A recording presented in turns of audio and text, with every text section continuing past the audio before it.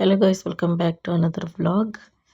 ನಾವು ಸಡನ್ನಾಗಿ ಊರಿಗೆ ಹೋಗ್ತಾ ಇದ್ದೀವಿ. ಯಾಕೆಂತಂದರೆ ಸಾಟರ್ಡೆ ಸಂಡೇ ಎಲ್ಲ ಲೀವ್ ಇದ್ದರೂ ಕೂಡ ಸಂಡೇ ನಮಗೆ ವಿಷಯ ಗೊತ್ತಾಗಿದ್ದರಿಂದ ನಮ್ಮ ಕುಟುಂಬದ ಒಂದು ಹಬ್ಬಕ್ಕೆ ಕೇರಳಕ್ಕೆ ಹೋಗ್ತಾ ಇದ್ದೀವಿ.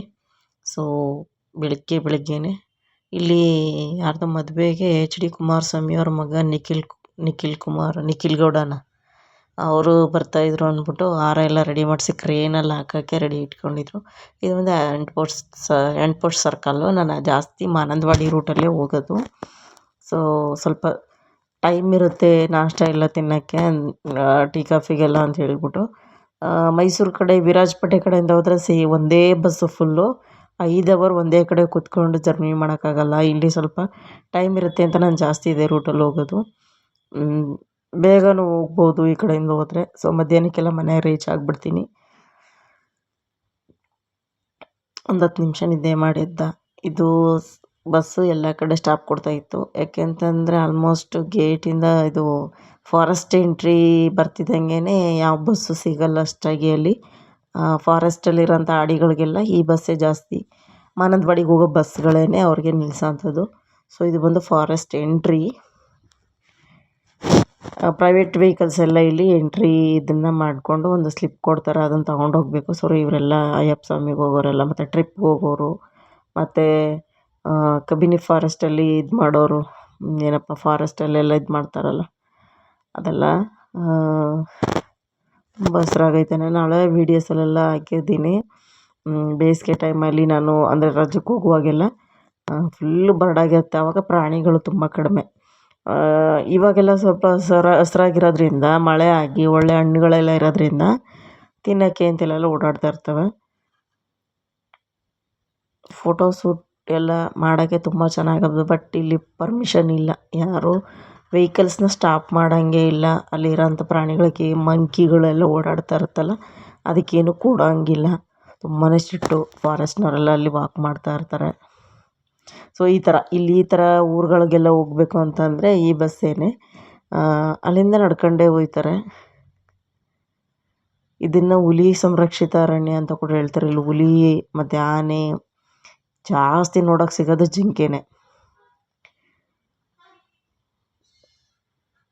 ಸೊ ರೋಡ್ ಕೆಲಸ ಬೇರೆ ನಡೀತಾ ಇರೋದ್ರಿಂದ ತುಂಬಾ ಬಸ್ಸೆಲ್ಲ ಶೇಕ್ ಆಯ್ತಾಯಿತ್ತು. ಇದೆಲ್ಲ ಫಾರೆಸ್ಟ್ ಡಿಪಾರ್ಟ್ಮೆಂಟ್ ಅವ್ರದ್ದು ಇದು ಕ್ವಾರ್ಟರ್ಸ್ಗಳು. ಅಷ್ಟು ಮಳೆ ಆಗಿದ್ರು ಕೂಡ ನೀರೇ ಇಲ್ಲ. ನಾನು ಮಾರ್ಚ್ ಏಪ್ರಿಲಲ್ಲಿ ಮತ್ತು ಲೀವ್ ಟೈಮಲ್ಲಿ ಹೋಗ್ಬೇಕಾದ್ರೆ ನೋಡಿದ್ದೀನಿ, ತುಂಬ ನೀರಿರುತ್ತೆ. ಅಲ್ಲಿ 2 ಸಮಾಧಿಗಳಿದೆಯಲ್ಲ, ಅದು ಆನೆಗಳದ್ದು ಅಂತ ಹೇಳ್ತಾರೆ. ನಿಜನೋ ಸುಳ್ಳೋ ಗೊತ್ತಿಲ್ಲ ಯಾರ್ದು ಅಂತ. ಅಂದರೆ ಅದೇನು ತೋಟ ಅಲ್ವಲ್ಲ ಯಾರ್ದಾದ್ರು ಜನರದ್ದು ಹಾಕೋಕ್ಕೆ. ಸೊ ಹಂಗಾಗಿ ಯಾವುದೋ ಪ್ರಾಣಿದು ಆನೆದು ಅಂತ ಹೇಳ್ತಾಯಿದ್ರು. ನಿಜನೋ ಸುಳ್ಳೋ ಗೊತ್ತಿಲ್ಲ. ಒಟ್ಟಲ್ಲಿ ಇಲ್ಲಂತೂ ಹೆವಿ ನೀರು ಇರ್ತಾಯಿತ್ತು. ಅದೇನೋ ಈ ಸಲ ನೀರಿಲ್ಲ.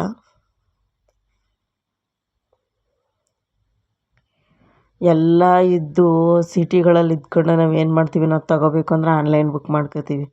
ಇಂಥ ಕಡೆ ಇರೋರು ಅದು ಹೆಂಗೆ ಜೀವನ ಮಾಡ್ತಾರೋ ಗೊತ್ತಿಲ್ಲ. ಸಿಟಿಗಳಲ್ಲೇ ಇರ್ತಾರೆ. ಹಳ್ಳಿ ಅನ್ನೋದಕ್ಕಿಂತ ಸಿಟಿಗಳಲ್ಲಿದ್ದರೂ ಕೂಡ ಆನ್ಲೈನ್ ಬುಕ್ ಮಾಡಿ ಮನೆ ಬಾಗಿಲಿಗೆ ತರಿಸ್ಕೊತಾರೆ. ಇಲ್ಲಿ ನಾನು ಒಬ್ಬ ಅಂಗನವಾಡಿ ಟೀಚರಾಗಿ ಎಷ್ಟರ ಮಟ್ಟಿಗೆ ರೀಚ್ ಆಗಿದೆ ಅಂದರೆ ನೋಡಿ, ಅಲ್ಲಿ ಇದೆಯಲ್ಲ ಅದು ಅಂಗನವಾಡಿ ಬಿಲ್ಡಿಂಗು. ಮನೆಗಳು ಎಷ್ಟಿದೆಯೋ ಗೊತ್ತಿಲ್ಲ. ಇನ್ನೂ ಒಳಗಡೆ ನಡ್ಕೊಂಡು ಹೋದ್ರೆ ಸಿಗುತ್ತೆ ಸುಮಾರು ಊರುಗಳು. DB ಕುಪ್ಪೆ ಆ ಥರದ್ದೆಲ್ಲ, ಉದ್ಬೂರು ಅಂತೆಲ್ಲ ಇತ್ತು.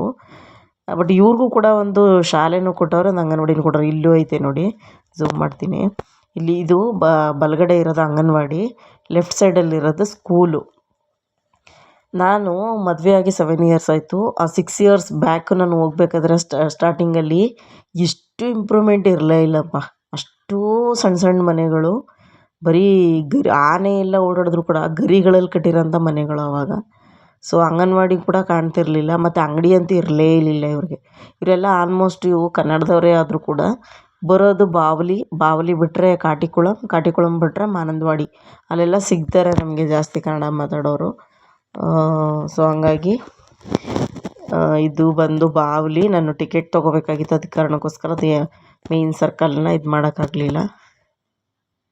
ಈ ಬಾರ್ಡ್ರ್ವರೆಗೂ ಫ್ರೀ ಟಿಕೆಟ್ ಇರುತ್ತೆ. ಬಾರ್ಡ್ರ್ ಬಿಟ್ಟು ಆ ಕಡೆ ಹೋದಾಗ ಔಟ್ ಆಫ್ ಸ್ಟೇಟ್ ಅಲ್ವಾ, ಅದು ಕೇರಳ ಸರ್ಕಾರ ಆಗಿರೋದ್ರಿಂದ ಟಿಕೆಟ್ ತೊಗೋಬೇಕು.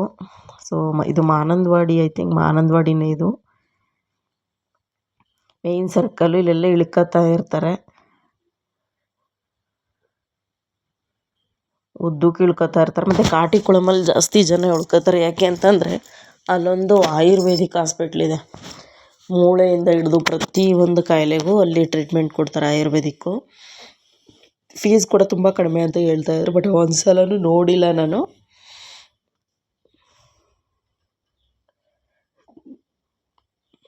ಬಟ್ ತುಂಬ ಜನ ನಾವು ಹೋಗೋ ಬಸ್ಸಲ್ಲೇ ಬರ್ತಾ ಇರ್ತಾರೆ, ಎಚ್ ಡಿ ಕೋಟೆಯವರೆಲ್ಲ ಕೈ ಕಟ್ಟು ಹಾಕ್ಸೋಕ್ಕೆ ಮತ್ತು ಏನೇನೋ ಇನ್ಫೆಕ್ಷನ್ನು ಮತ್ತು ಇದು ಪ್ಯಾರಲೈಸಿಸ್ಗೆಲ್ಲ ಮೆಡಿಸನ್ ತಗೊಳ್ಳೋಕ್ಕೆ ಹೋಗ್ತಾ ಇರ್ತೀವಿ ಅಂತ ಹೇಳ್ತಾ ಇರ್ತಾರೆ.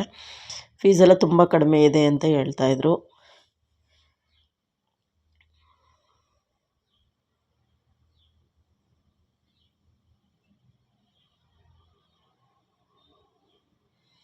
ಅಂತೂ ಇಂತೂ ಮಾನಂದವಾಡಿ ಬಸ್ ಸ್ಟ್ಯಾಂಡ್ ರೀಚ್ ಆದ್ವಿ. ನಾನು ಎಲ್ಲ ಕಡೆನೂ ಅದನ್ನೇ ತೋರಿಸ್ಬೇಕಲ್ಲ ಅಂತ ಹೇಳ್ಬಿಟ್ಟು ಜಾಸ್ತಿ ವೀಡಿಯೋ ಮಾಡಲಿಲ್ಲ. ಬಸ್ ಸ್ಟ್ಯಾಂಡಿಗೆ ರೀಚ್ ಆದ್ವಿ. ನಮ್ಮ ಹಸ್ಬೆಂಡ್ ಬರ್ತೀನಿ ಅಂತ ಹೇಳಿದರು, ಇನ್ನೂ ಬಂದಿಲ್ಲ. ನಾನು ನನ್ನ ಮಗ.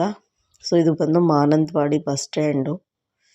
ಬಂದ ತಕ್ಷಣವೇ ಅವನು ಬಿರಿಯಾನಿ ಎಲ್ಲ ಕೇಳ್ತಾ ಇದ್ದ, ಬಟ್ ನಾನು ವಾಮಿಟಿಂಗ್ ಆಗಿಬಿಡುತ್ತೆ ಕಣಪ್ಪ, ಮತ್ತೆ ಒಂದು ನೆಕ್ಸ್ಟ್ ಬಸ್ ಹತ್ತಿ 2 hour ಜರ್ನಿ ಇರುತ್ತೆ ನಮ್ಮ ಮನೆಗೆ ಮಾನಂದವಾಡಿಯಿಂದ. ಸೊ ಹೋದಾಗ ವಾಮಿಂಟ್ ಮಾಡ್ಕೊತಾನೆ ಅಂತ ಹೇಳ್ಬಿಟ್ಟು ನಾನು ಊಟ ಏನು ಕೊಡಿಸ್ಲಿಲ್ಲ. ಲೈಟಾಗಿ ಮನೇಲೇ ಅವನು ಬೆಳಿಗ್ಗೆನೇ ಒಂದು ದೋಸೆನೋ ಏನೋ ತಿಂದಿದ್ದ, ಹಂಗಾಗಿ ಅಷ್ಟೇನು ಹಸ್ವಾಗಲ್ಲ ಮನೆಗೆ ಹೋದ ತಕ್ಷಣ. ಅಂದರೆ ಊಟ ಟೈಮ್ಗೆಲ್ಲ ಮನೆಗೆ ಹೋಗ್ತೀವಲ್ಲ ಅಂತ. ಇದು ಬಂದು ಅವ್ನು ತಿಂತಾ ಇರೋದು ಪಳಂಪುರಿ, ನೇಂದ್ರ ಬಾಳೆಹಣ್ಣಲ್ಲಿ ಮಾಡಿರೋಂಥ ಬಜ್ಜಿ. ಅದು ತುಂಬಾ ಫೇವ್ರೇಟ್ ಅದು ಎಲ್ಲರಿಗೂ. ಇಲ್ಲಿ ಟೀ ಜೊತೆ ಅದಿದ್ದರೆ ಸಾಕು ಅಂತಾರೆ. ಸೊ ಇಲ್ಲಿ ನೋಡಿ, ಇದೆಲ್ಲ ಸ್ವೀಟ್ ಬೋಂಡ, ಮತ್ತು ಇದು ಬಂದು ಶಾವಿಗೆನ ಒತ್ಬಿಟ್ಟು ಮತ್ತು ಇಡ್ಲಿ ಪಾತ್ರೆಯಲ್ಲಿ ಹಾಕಿ ಬೇಯಿಸಿರ್ತಾರೆ. ಅದಕ್ಕೆ ಯಾವುದಾದ್ರೂ ಕಡಲೆಕಾಳು ಸಾಂಬಾರು, ಮೀನು ಸಾಂಬಾರು ಅದನ್ನು ಹಾಕೊಂಡು ತಿನ್ನೋ ಅಂಥದ್ದು. ತುಂಬ ಚೆನ್ನಾಗಿರುತ್ತೆ ಲೈಟಾಗಿ ಟೀ ಜೊತೆಗೆ. ನಾನು ಈರುಳ್ಳಿ ಬಜ್ಜಿ ತೊಗೊಂಡಿದ್ದೆ. ಸೊ ಅವ್ರ ಡ್ಯಾಡಿ ಬಂದ ತಕ್ಷಣ, ಅವ್ರ ಅಪ್ಪ ಬಂದ ತಕ್ಷಣ ಅವನೇನು ಮಾಡ್ದೆ, ಊಟ ಕೇಳ್ದೆ. ನಮ್ಮನೆಯವರು ಕೂಡ ಆಲ್ಮೋಸ್ಟ್ ನಾವು ಹೋಗೋ ತನಕ 12 ಗಂಟೆ ಆಗಿತ್ತಲ್ಲ, ಹಾಗಾಗಿ ಅವರು ನಾನು ಊಟ ಬೆಳಗ್ಗೆಯಿಂದ ಏನೂ ತಿಂದಿಲ್ಲ, ಒಟ್ಟಿಗೆ ಊಟ ಮಾಡ್ಕೊತೀನಿ ಅಂತ ಹೇಳಿದರು.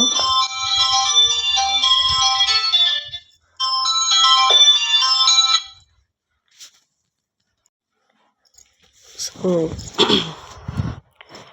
ಈ ಥರ ಆಯಿತು. ನೆಕ್ಸ್ಟ್ ಡೇ ಬಂದು ನಾವು ಅವತ್ತು ತುಂಬಾ ಟಯರ್ಡ್ ಆಗಿತ್ತು ಅಂತ ಮಲ್ಕೊಂಬಿಟ್ವಿ. ಪಾರ್ಸಲ್ ಊಟ ತಗೊಂಡೋಗಿದ್ವಿ, ಅದನ್ನೇ ತಿಂದು ಮಲ್ಕೊಂಡ್ವಿ. ಇದು ನೆಕ್ಸ್ಟ್ ಡೇ ಬಂದು ನಮ್ಮ ಕುಟುಂಬದವ್ರ ಮನೆ ಇದು. ಇವರು ನಮ್ಮ ಅತ್ತೆಯವರ ತಂದೆ ಮನೆ ಇದು, ತಾಯಿ ಮನೆ, ಅಜ್ಜಿ ಮನೆ ಅಂತಾರಲ್ಲ ಆ ಥರ. ಇಲ್ಲಿ ಅವ್ರ ಕುಟುಂಬಕ್ಕೆ ಮುತ್ತಪ್ಪ ಅಂದರೆ ತುಂಬ ಫೇಮಸ್ ದೇವರು ಇಲ್ಲಿ.